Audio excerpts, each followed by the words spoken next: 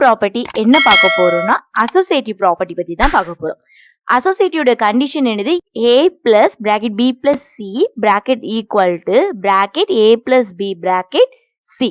இந்த condition true பண்றதுக்கு a யோட வேல்யூவை நம்ம 5ன்னு செட் பண்ணிக்கிடுவோம், b யோட வேல்யூவை 4ன்னு செட் பண்ணிக்கிடுவோம், c யோட வேல்யூவை 3ன்னு செட் பண்ணிக்கிடுவோம். லெஃப்ட் ஹேண்ட் சைடு எடுக்கும் போச்சுல a plus bracket b plus c bracket முதல்ல எப்போவுமே பிராக்கெட்டை கம்ப்ளீட் பண்ணணும். ஸோ 4 plus 3யோட ஆன்சர் என்னது? 7. 5 plus 7 equal to 12. Left hand side நமக்கு என்ன கிடைச்சிருக்கு? 12 ஆன்சர் கிடைச்சிருக்கு.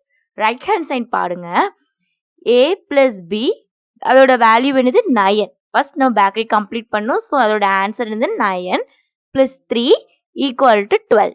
LHS and RHS ரெண்டுமே ஈக்குவல். அப்போ associative property has been proved.